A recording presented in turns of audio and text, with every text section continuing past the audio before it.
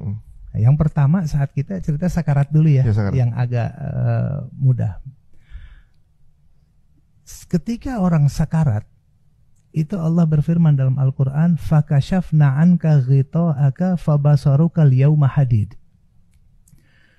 Kami buka bagi orang yang sedang sekarat itu ghita'aka, tabirnya. Jadi tadi ada tabir, kashafna anka ghita'ak. Kami buka itu tabir, fabasaruka al-yawma hadid. Maka matamu pada waktu itu tajam. Nah, mata mulai tajam. Kenapa mata mulai tajam? Karena dia mulai melihat hal-hal yang selama ini dia nggak pernah lihat. Mulai alam gaib kebuka. Mulai dia lihat malaikat, dia lihat jin, dia lihat. Cuman dia mungkin udah susah. Ada yang masih mudah mengeluarkan kata-kata, dia bisa berbicara. Tapi ada juga yang dalam kondisi sakit, lemah, tapi dia ngelihat. Itulah suka-suka mata. Ada yang ke kanan, ke kiri, ke atas, ke depan, ke belakang, begitu. Nah itu udah pertanda. Tanda yang pertama, ini sudah mau sakarat. Buru-buru ditemenin. Nah ini jadi kewajiban kita, nih tugas kita apa? Jadi sebenarnya mengenal ilmu kematian ini bukan untuk orang tua. Ini untuk kita semua. Kenapa? Karena orang yang sakaratul maut itu memerlukan pertolongan. Memerlukan pertolongan kita. Karena di situ terjadi perebutan antara setan ingin menjadikan dia su'ul khotimah. Itu waktu terakhir bagi setan menyesatkan dia. Masih dicoba itu Kiai?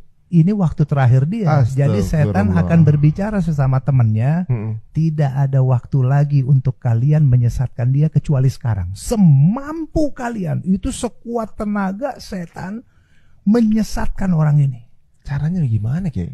Nah, akhirnya datanglah setan bersosok seorang ibunya atau seorang ayahnya. Dia berupa orang.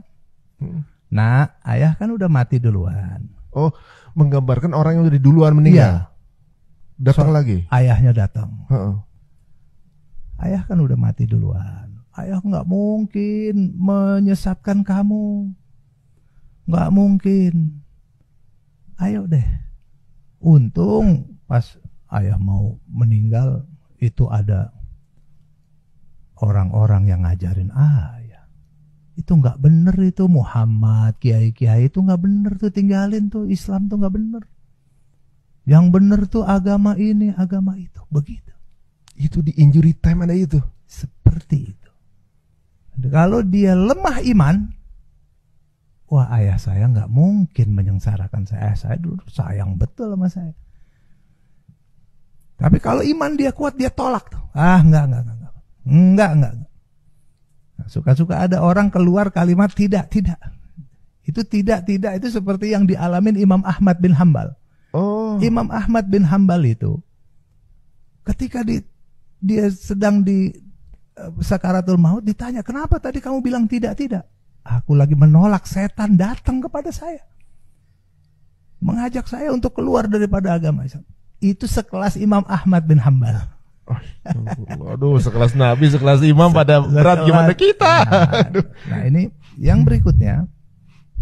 Kalau kita tolak dia, iman kita, nanti dia sosok ibu kita. Datang sosok ibu. Nah, nggak cuma satu Ki. Wah, ibu kan udah mati duluan. Yang bener tuh ayah kamu. Yang bener tuh, yang bener tuh agama ini, agama itu.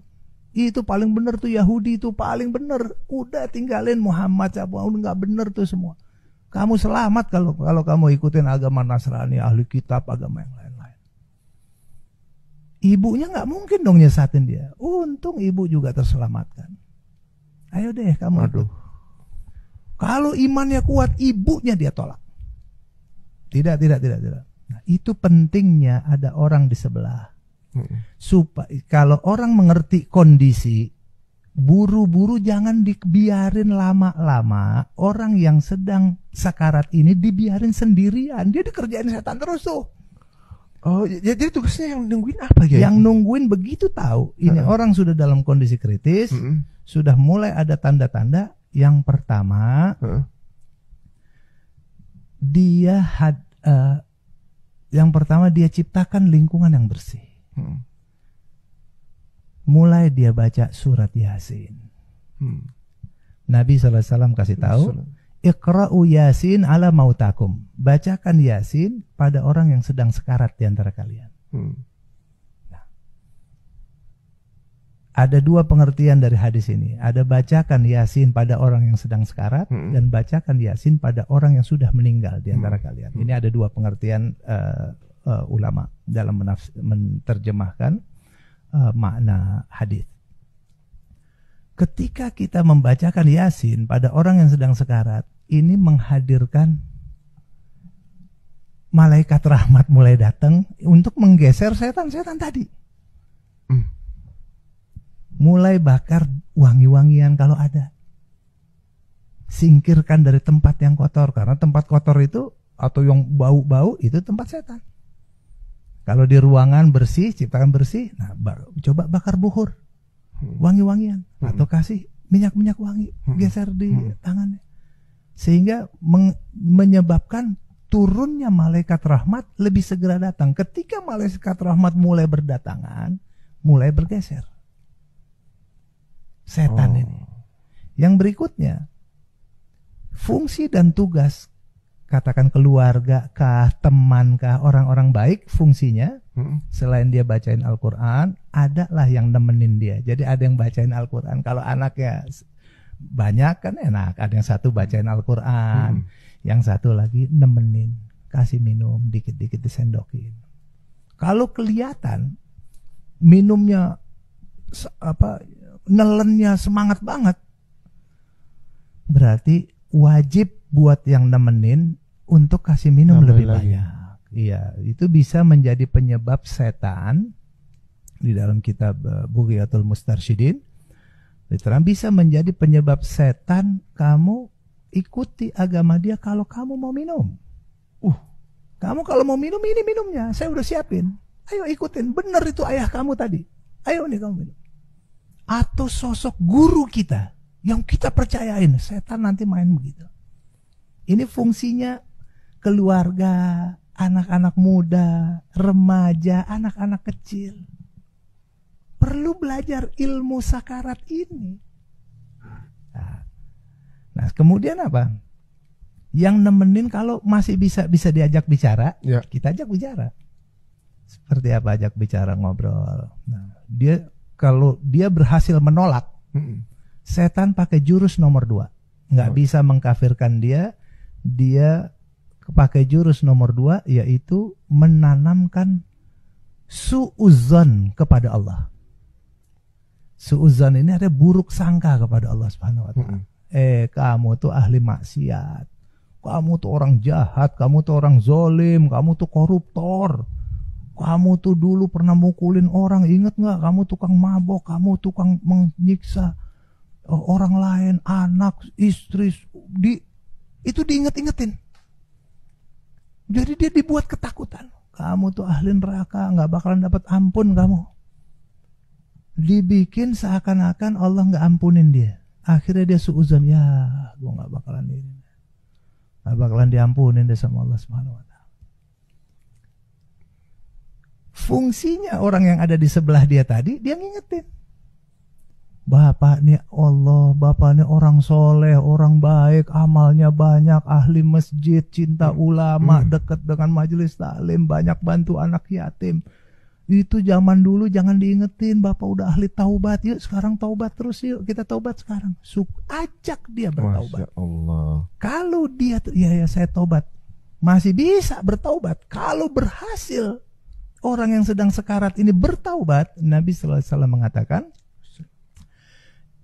Innallaha yaqbalu taubata abdin ma lam yugharghir. Allah itu menerima taubat seseorang sebelum sampai kerongkongan. Jadi selama nyawanya masih ditarik dari kaki, naik terus ke paha, saya mau taubat, bisa. Allah terima. Allah terima. Tapi kalau udah di sini udah greger kan, udah nggak bisa lagi ngapa-ngapain, tidak ada taubat. Tertutup pintu taubat. Mumpung lagi ini, ajak taubat sehingga itu menjadi amal terakhirnya dia. taubat kepada Allah. Subhanallah. Taubat itu kasih sayang Allah. Innallaha yuhibbut tawabin wa yuhibbul mutatahhirin. Allah itu mencintai orang-orang yang taubat dan mencintai orang-orang yang mensucikan diri. Dapat cinta Allah Ta'ala itu tugas orang yang ada di sebelahnya, harus tahu tugas. Waduh. Yang kedua, yang ketiga, singkirkan teman-teman maksiatnya, teman-teman zaman dulu, teman jahiliyah. Singkirkan gimana Ki? Ya, misalnya ada teman maboknya, ada teman kantor, teman jahiliyah. Ini keluarga, Pak. Minta kalau tolong. datang, kalau ada di sekitar dia, lagi proses ini, merekanya hadir. Betul. Pak, tolong Pak ya, kita keluarga pingin supaya keluarga aja di sini. Tolong Bapak tunggu di depan, doain ayah di depan, gitu. Nah, supaya apa? Ini jangan jadi bukti setan. Kamu ingat nggak tuh teman kamu tuh? Lu kan dari dulu mabok melulu sama dia. Ingat nggak lu sama dia, lu gebukin orang? Itu jadi dipikirnya dia ini, wah Allah nggak bakalan ampunin. Iya, gue dulu maksiat sama dia, saya zolim banget, saya jahat, saya apa. Akhirnya apa? Tujuan setan ngingetin kejahatan-kejahatan dia bukan untuk taubat, supaya akhirnya dia